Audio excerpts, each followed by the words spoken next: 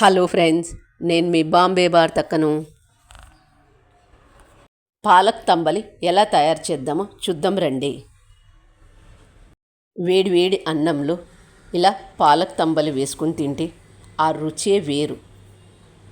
ఆ రోజు కడుపు నిండా అన్నం తింటాము. చేసుకోవడం కూడా చాలా సింపుల్ కాబట్టి అందరూ చేసుకోండి. పాలక్ ఆకులు 15, పచ్చిమిర్చి 3, జీలకర్ర ½ టేబుల్ స్పూన్, ఉప్పు రుచికి తగినంత లేదా 1 టేబుల్ స్పూన్, మజ్జిగ 1 కప్. ఆన్ చేసుకొని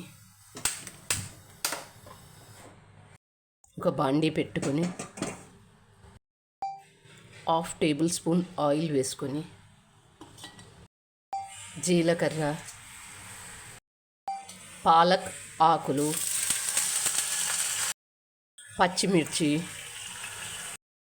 వీటన్నింటిని మగ్గించుకోవాలి.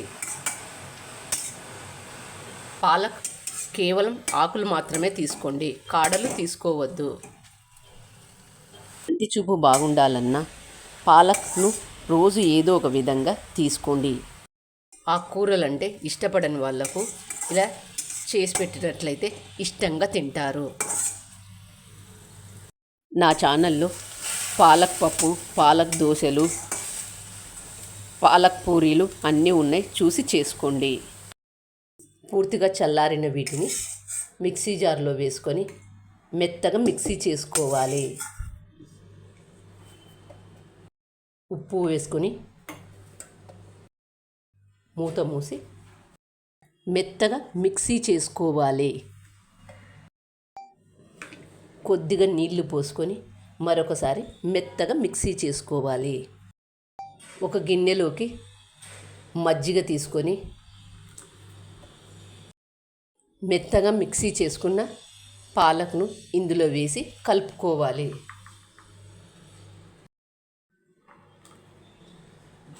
ఆ కూరల పేరు వింటేనే పారిపోయే పిల్లలకు ఇలా చేసి పెట్టినట్లయితే దీన్ని పాలక్ తంబలి అంటారు. ఇలా చేసి పెట్టండి, ఇష్టంగా తింటారు.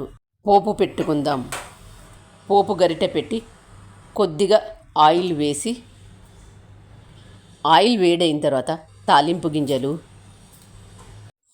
ఎండుమిర్చి, కరివేపాకు వేసుకొని దీన్నంతా కొద్దిగా వేగిన తర్వాత అందులో వేసి కలుపుకోవాలి. ఇందులో వేసుకొని కలుపుకోవాలి. చూస్తుంటేనే నోరూరుతుంది కదా.